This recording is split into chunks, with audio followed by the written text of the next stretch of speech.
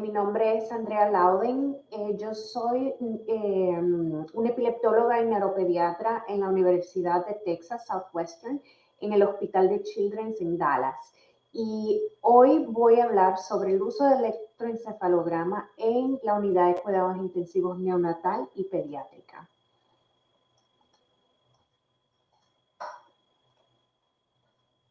No tengo revelaciones financieras. Los objetivos de hoy vamos a hablar sobre las técnicas de monitoreo electroencefalográfico en los neonatos. Vamos a discutir las indicaciones del electroencefalograma en la unidad de cuidados intensivos neonatal y pediátrico.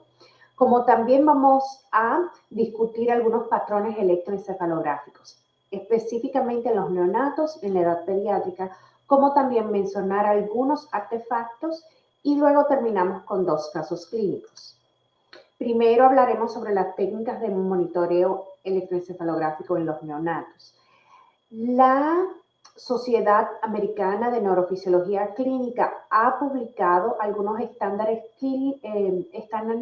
técnicos para el monitoreo en los neonatos. En los neonatos vamos a utilizar los electrodos y vamos a utilizar electrodos limitados siguiendo el sistema internacional 10A20. Luego iba a ser un montaje reducido de electrodos. Este montaje reducido de electrodos va a tener una sensibilidad de 97% y una especificidad de 100% para la detección de las convulsiones neonatales.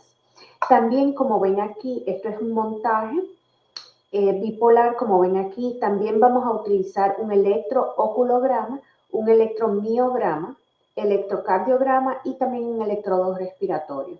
Y esto nos va a ayudar a diferenciar los diferentes estados en el neonato, tanto en la vigilia como en el sueño. Otras diferencias en la técnica es que por lo menos debemos de capturar un ciclo de sueño y vigilia. Y típicamente esto ocurre cuando monitoreamos por lo menos por 60 minutos. En aquellos pacientes de alto riesgo vamos a continuar el monitoreo por lo menos por 24 horas.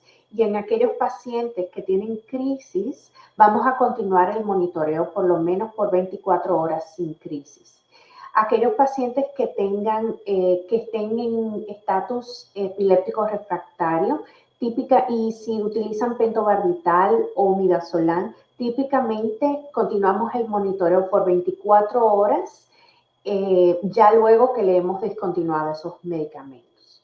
También es muy útil el video sincronizado en estos pacientes, como también anotaciones, ya sea por el técnico o por la enfermera que está al lado del paciente, anotando si se hace un procedimiento o si el paciente hizo algún movimiento paroxístico.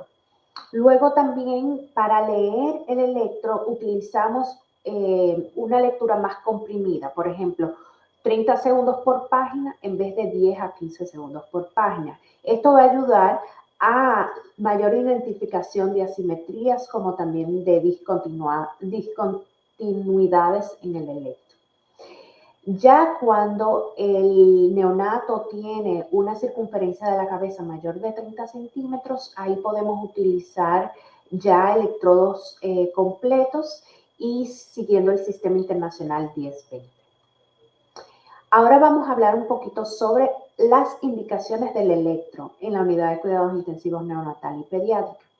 La Sociedad Americana de Neurofisiología Clínica también ha publicado criterios o indicaciones para el electroencefalograma en la dosis neonatal.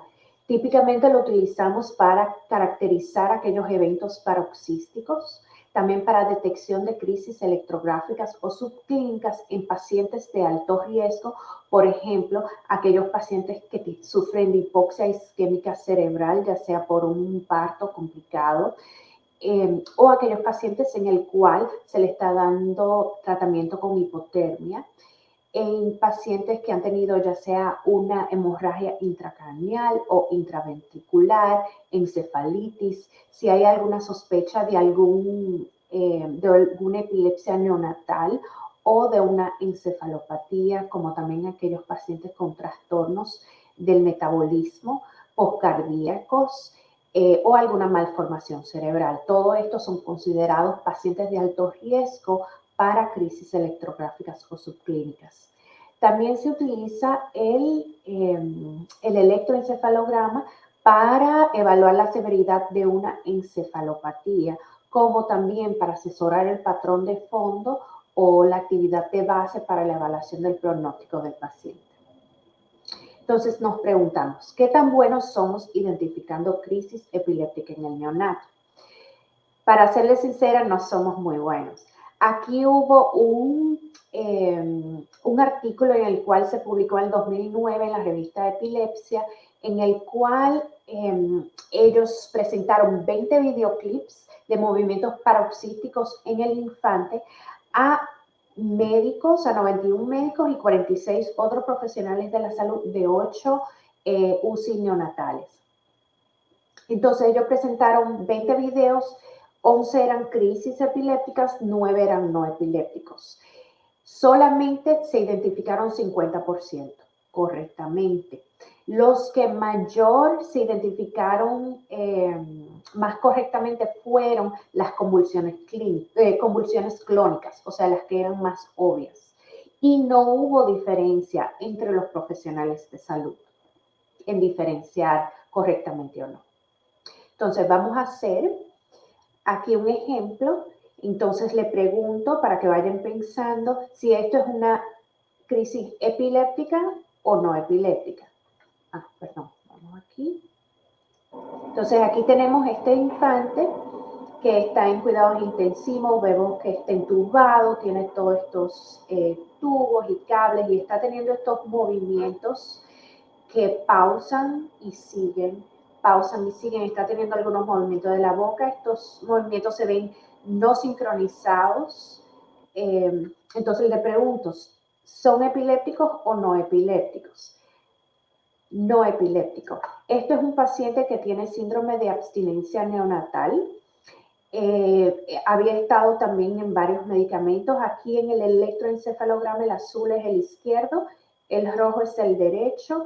Entonces en este electroencefalograma lo que estamos viendo es mucho artefacto de movimiento, como también de frecuencia 60 Hz. Entonces, es importante el electro en este paciente porque el sobretratamiento no con medicamentos anticonvulsivos, antiepilépticos, no es benigno. Algunos de los medicamentos pueden ser neurotóxicos o pueden prolongar la estadía en los cuidados intensivos. Entonces, aquí tenemos otro video, lo mismo, voy a preguntar si piensan que es epiléptico o no epiléptico. Aquí vemos este bebé que está teniendo movimientos rítmicos de las extremidades. Vemos que la enfermera lo está tratando de suprimir los movimientos y no puede, y está teniendo estos movimientos orales, automatismos orales, con la vista mirando hacia la derecha, parpadeo suave. Entonces le pregunto, ¿es epiléptico o no epiléptico? En este caso es epiléptico. Y aquí estamos viendo puntas agudas rítmicas que ocurren mayormente en el lado izquierdo, también siguiendo en el lado derecho. Entonces es importante reconocer cuando es epiléptico para tratar adecuadamente, ya que esto puede conducir a que se activen convulsiones adicionales.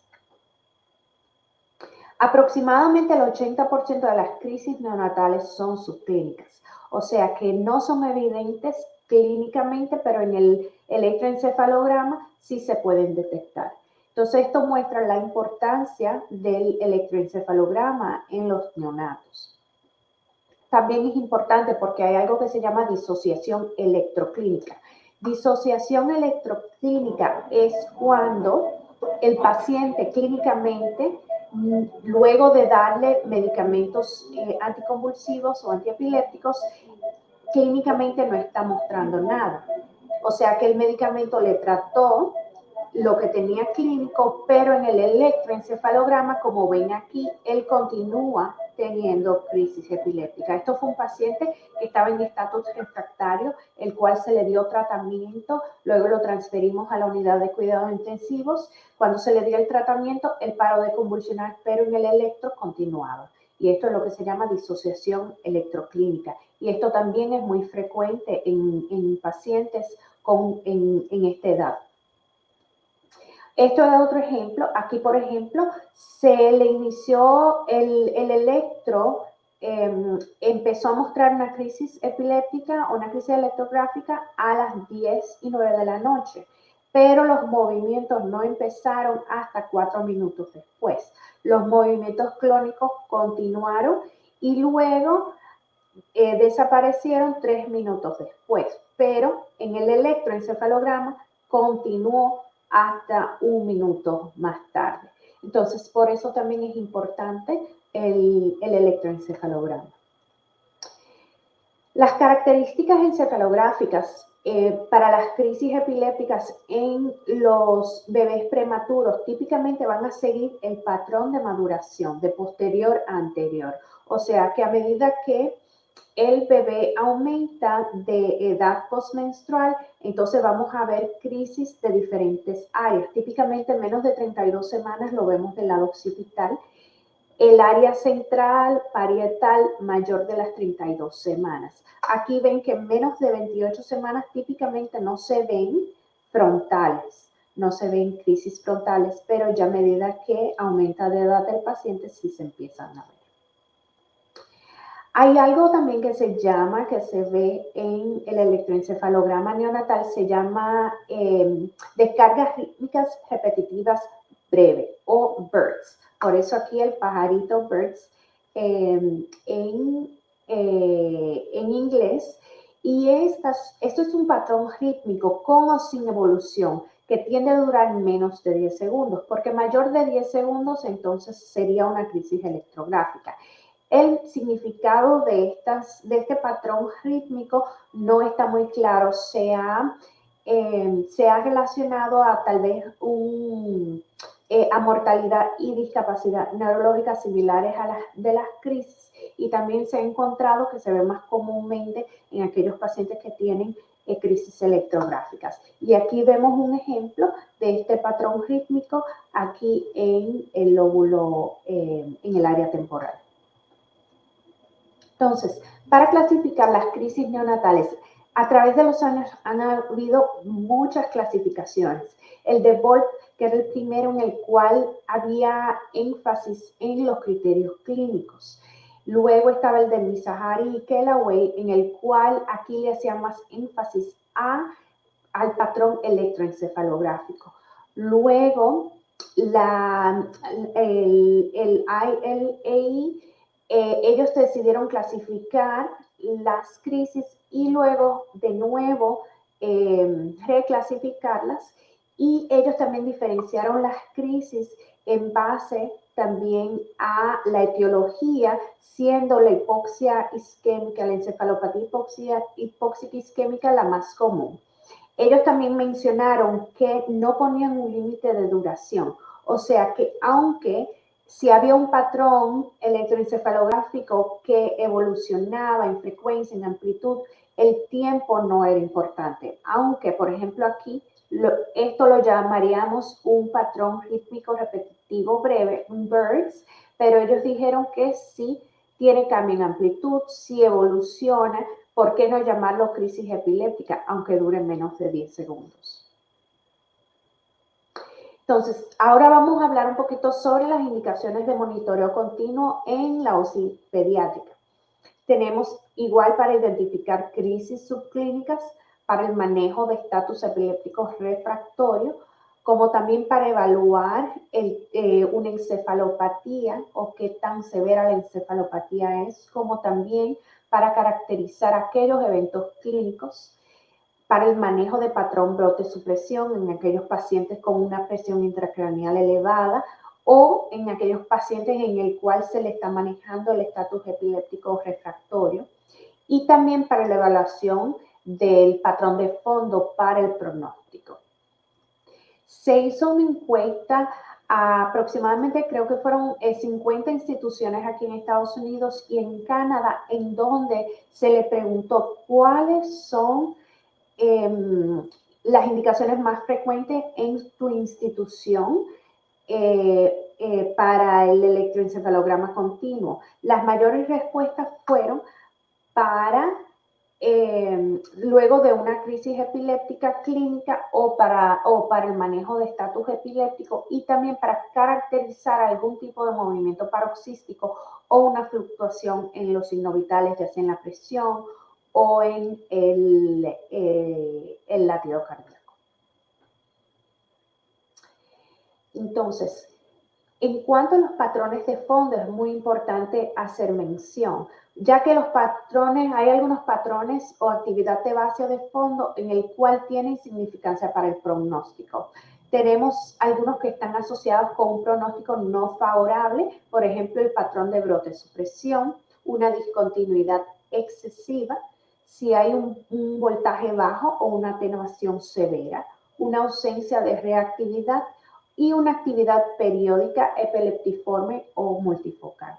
Y aquellos que están asociados con un pronóstico favorable sería si el electroencefalograma va mejorando su actividad en horas, si hay reactividad, lo cual significa que el electro es reactivo a un estímulo externo, ya sea táctil o de voz, y si hay patrones normales del sueño, o sea, si hay variabilidad entre la vigilia y el sueño.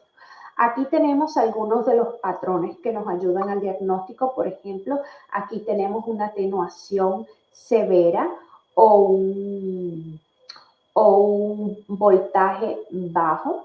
Luego tenemos el patrón de brote-supresión, en el cual tenemos estos brotes, aquí se ven sincronizados. Luego, siguiendo los brotes, tenemos un intervalo interbrote, el cual típicamente es menos de 5 microvoltios en voltaje. Y luego, este patrón brote-supresión también tiende a ser no variable, no reactivo, o sea que lo vemos en vigilia y sueño, o sea, no hay variabilidad y tiende a ser no reactivo a alguna estimulación externa. Otro patrón común es el de ausencia de reactividad. Por ejemplo, aquí la enfermera le está succionando al paciente que está intubado y no vemos ningún cambio en el electroencefalograma, o sea, no vemos un cambio en frecuencia, no vemos un cambio en el voltaje.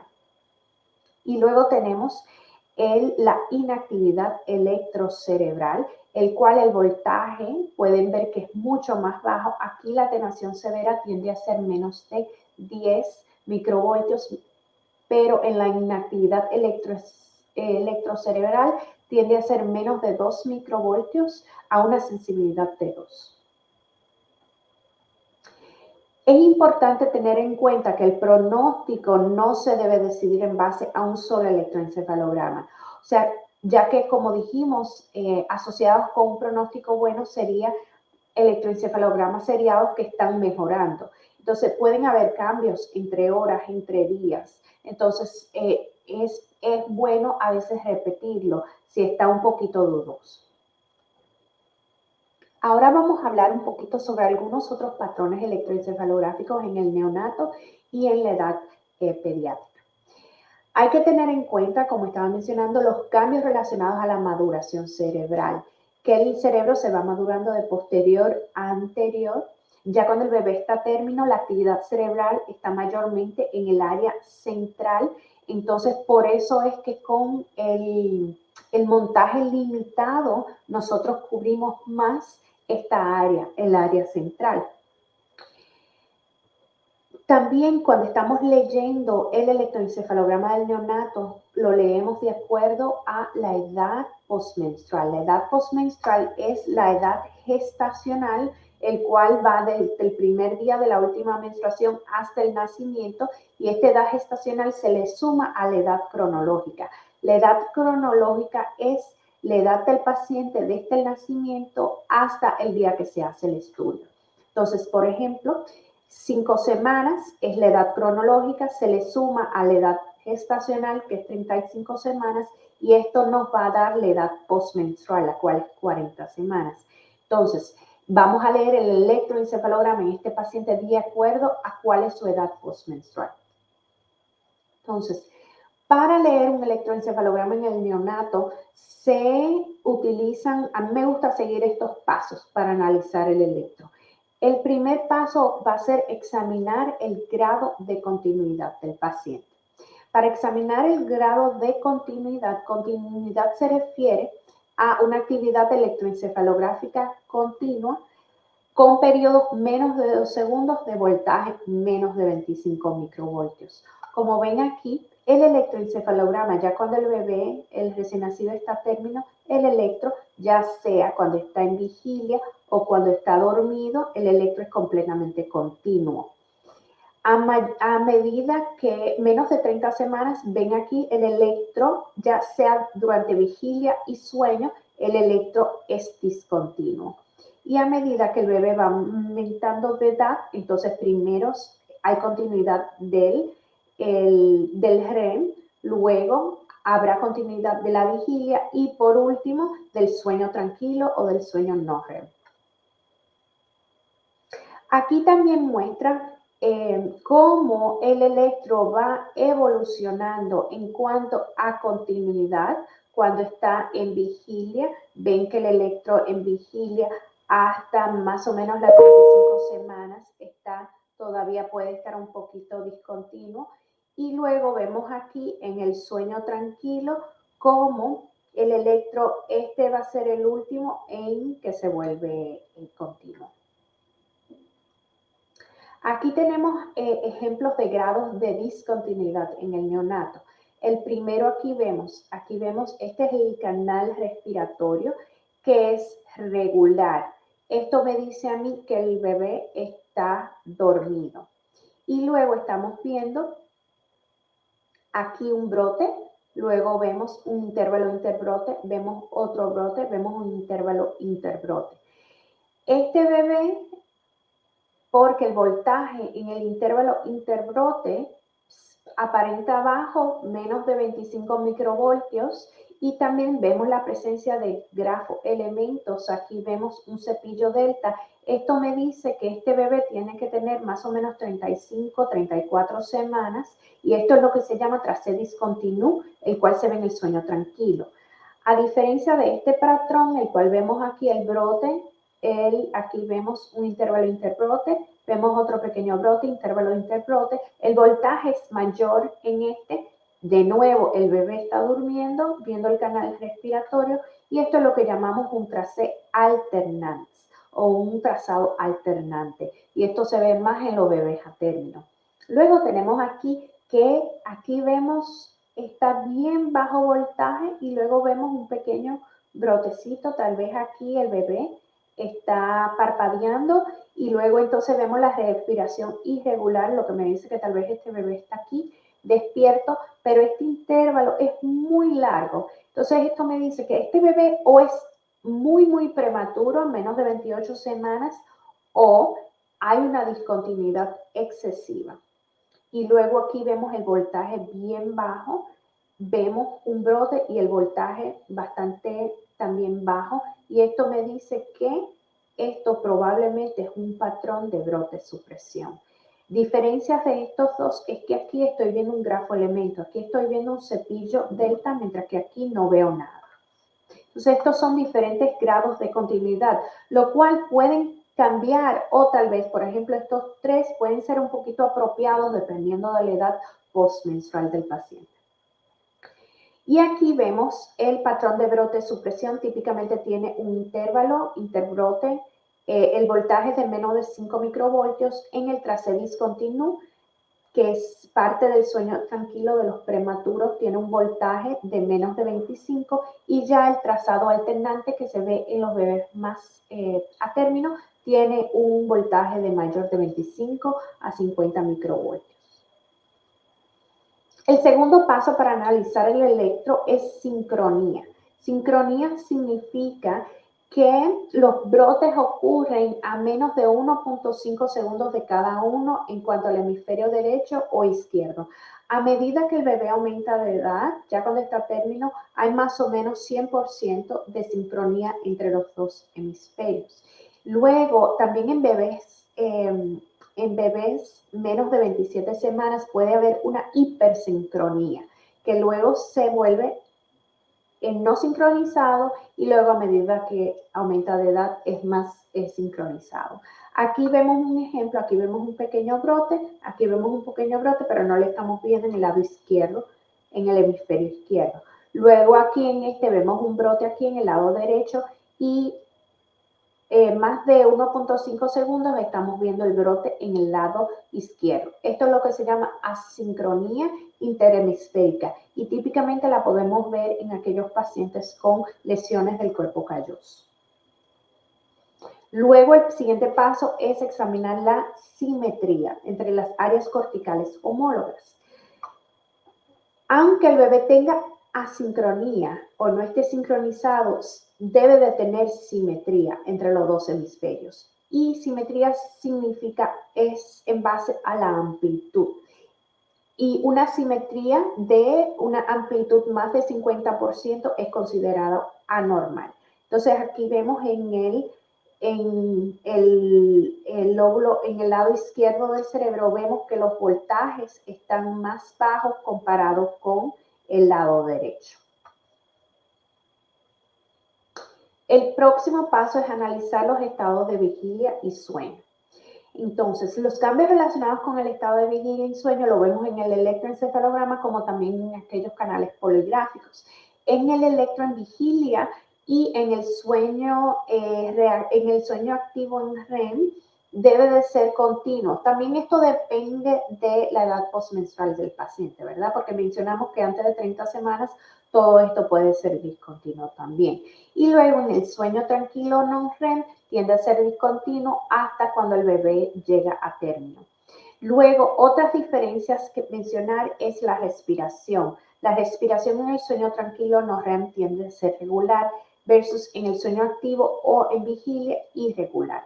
Y luego los ojos, los movimientos de los ojos tienden a ser rápidos en el sueño activo y en el sueño tranquilo ausente. Entonces, esto es importante cuando estamos leyendo el electroencefalograma. Por ejemplo, aquí vemos un bebé en el cual estamos viendo que la respiración es irregular y también estamos viendo que el electro en este bebé es continuo. Estamos viendo artefacto aquí de músculo. Esto me parece un cepillo delta.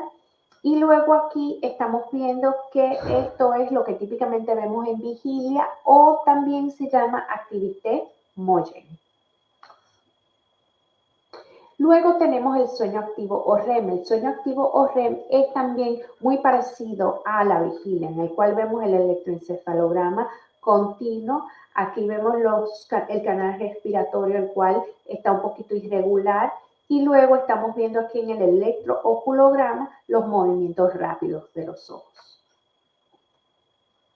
Luego en el sueño tranquilo, no REM, tenemos dos patrones diferentes, el tracé discontinuo y el tracé alternans. El tracé discontinuo, el cual ocurre en los bebés más prematuros, de 24 a 35, 36 semanas, el cual vemos aquí. Este es un brote, aquí tenemos un intervalo interbrote, aquí otro brote. El intervalo interbrote mide menos de 25 microvoltios. Luego aquí estamos viendo algunos grafoelementos como son el cepillo delta o los complejos beta-delta. Luego aquí en el trazado alternans que ocurre en los bebés mayores, tenemos aquí el intervalo interbrote y luego tenemos aquí un brote y un brote, pero este intervalo lo estamos viendo que el voltaje es mayor de 25 a 50 microvoltios. Y luego nosotros estamos viendo la respiración regular que típicamente vemos en el sueño tranquilo. Por último, evaluar los grafoelementos. Los grafoelementos son marcadores electroencefalográficos el cual van a aparecer o desaparecer dependiendo de la edad postmenstrual del paciente y del desarrollo.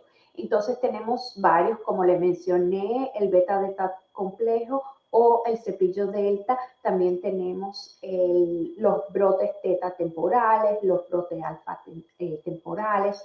Y como pueden ver, dependiendo de la edad, estos van a estar apareciendo o desapareciendo. Ahora quiero mencionar unos cuantos artefactos que vemos comúnmente en los pacientes pediátricos, ya sea en cuidados intensivos o también en niños normales. Vemos aquí, el primero, el cual están viendo aquí en las áreas más frontales o frontotemporales, los movimientos de la cabeza. Estos típicamente se ven en los niños cuando están despiertos y tienen movimientos de cabeza de lado a lado como este bebé. Otro es el artefacto de palmadas. Este es muy común en bebés en neonatal y los bebés pequeños. Y aquí pueden ver estas puntas agudas rítmicas que van a cambiar de frecuencia dependiendo de qué tan rápido, qué tan lento estas palmadas ocurren. Aquí una clave es ver el electrocardiograma también, ya que muestra mucho artefacto de movimiento. Igual, más artefacto de palmadas para que vean qué tan diferentes se pueden ver. Aquí vemos estas puntas como seguidas de ondas lentas. Vemos el electrocardiograma también que muestra movimiento y esto también es artefacto de palmadas.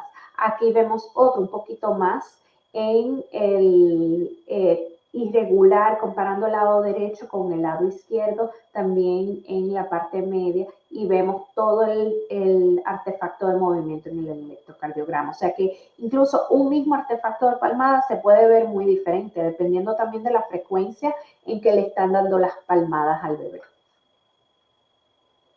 Otro que vemos también comúnmente y también en adultos es el artefacto masticatorio o de masticación.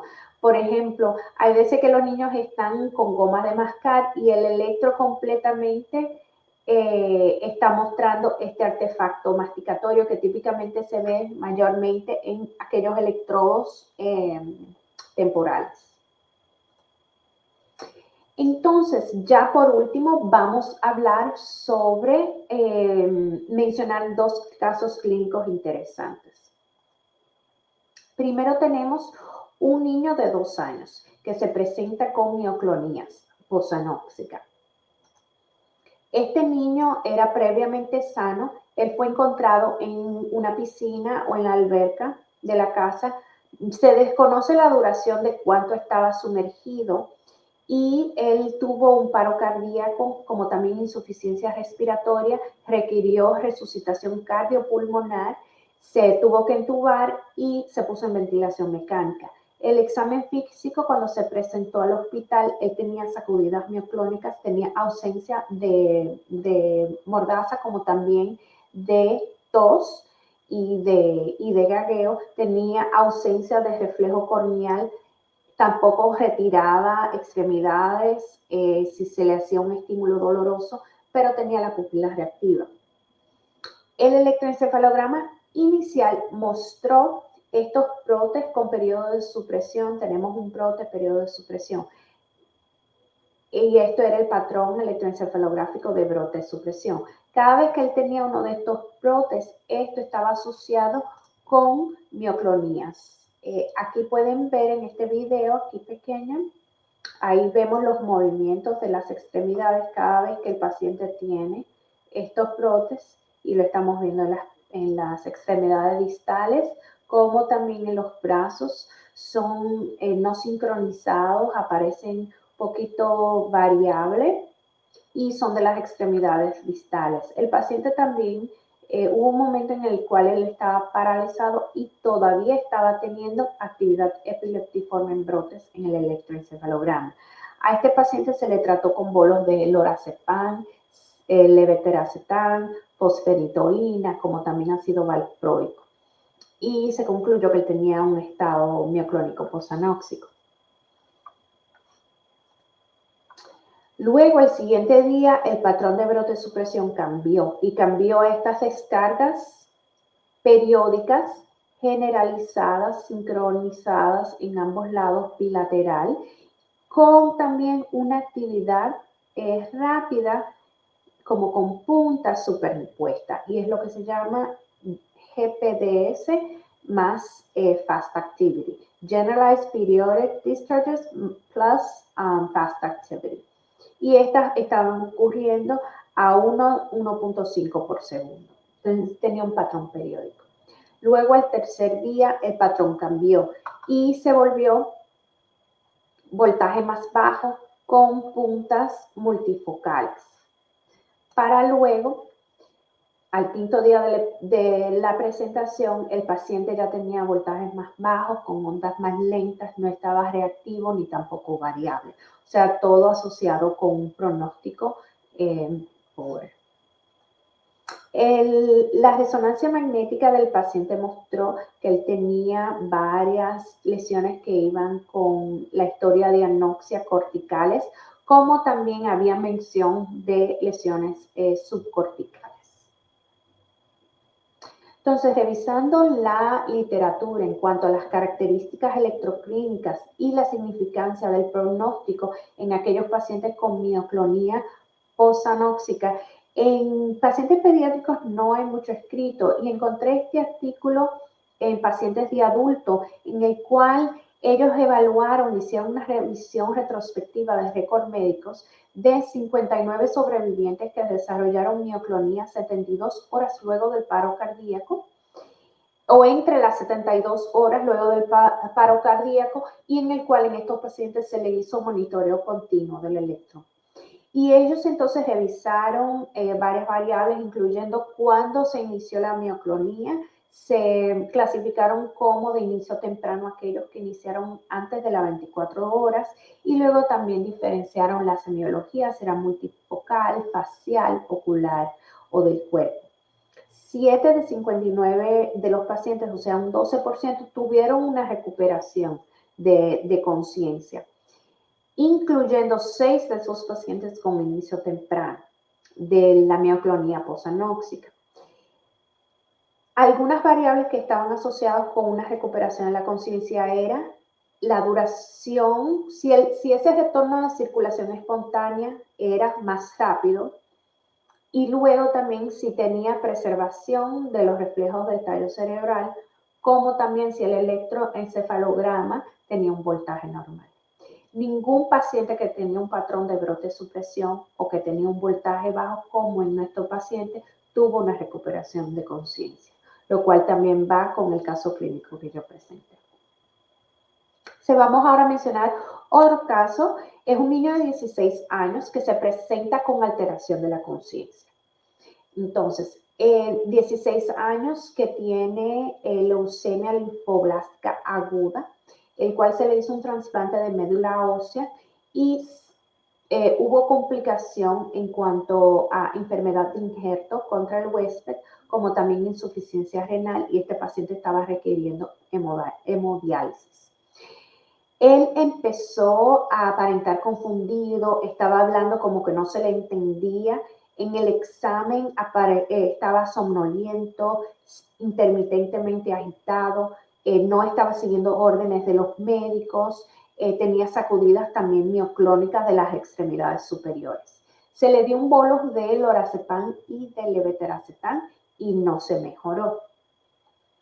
Casualmente, a este paciente le habían hecho un electroencefalograma 2 meses antes porque él había tenido un evento de sospecha de un evento bilateral tónico-clónico. Entonces, él tenía un electroencefalograma de 2 meses antes de ahora de la presentación, que estaba confundido, y ese electroencefalograma había mostrado que las ondas estaban lentas.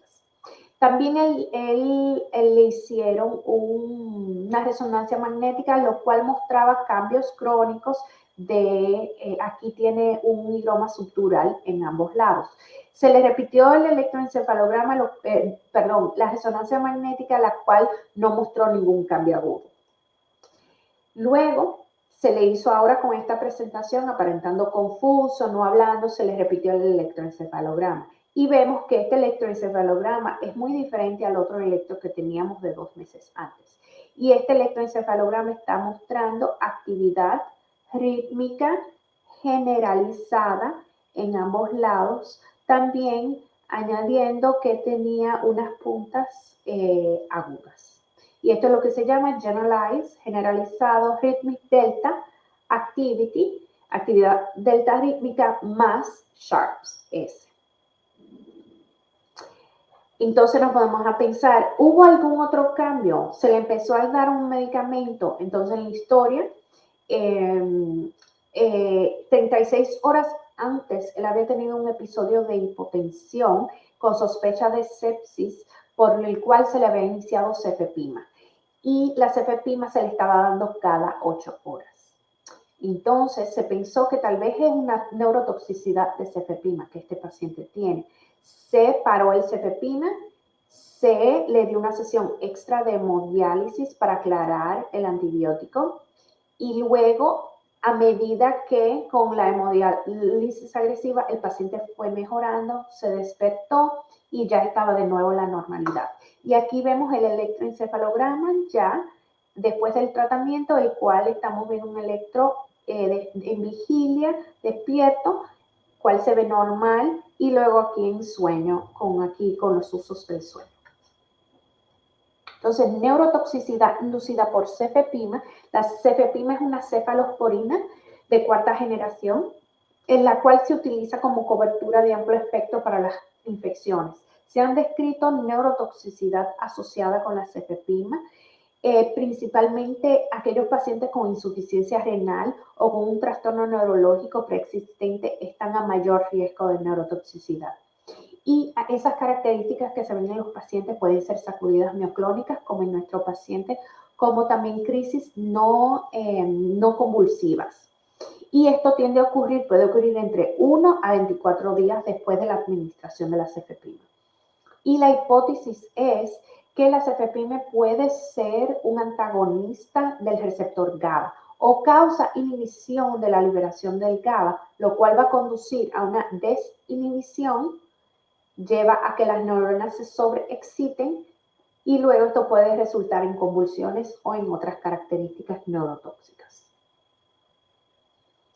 Entonces, en conclusión, hay que tener buenas normas técnicas siguiendo los estándares clínicos de la Sociedad Americana de Neurofisiología Clínica. En los neonatos, tratar de llegar aunque sea 60 minutos del electro, ya que así se puede ver los cambios de vigilia y de sueño en el paciente. Tener en cuenta los cambios de maduración, ya que el electroencefalograma neonatal y pediátrico va a cambiar con la edad. Como también es importante, y no mencionamos mucho por el tiempo, pero hay que aprenderse las variantes pediátricas y neonatales normales, ya que esto va a prevenir también interpretación de anormalidades excesivas. Hay que tener en cuenta cuáles son esas indicaciones para la utilidad del electroencefalograma continuo y que aproximadamente el 80% de las crisis neonatales pueden ser electroencefalográficas o subclínicas. Y no predecir el resultado en base a una sola característica del electro o en base a un solo electroencefalograma, ya que varios patrones pueden ser transitorios. Entonces, muchísimas gracias. Si tienen preguntas, y aquí también le dejo mi correo electrónico para cualquier pregunta o si me quieren contactar con cualquier opinión o de un paciente o algo, ahí está mi correo. Muchísimas gracias.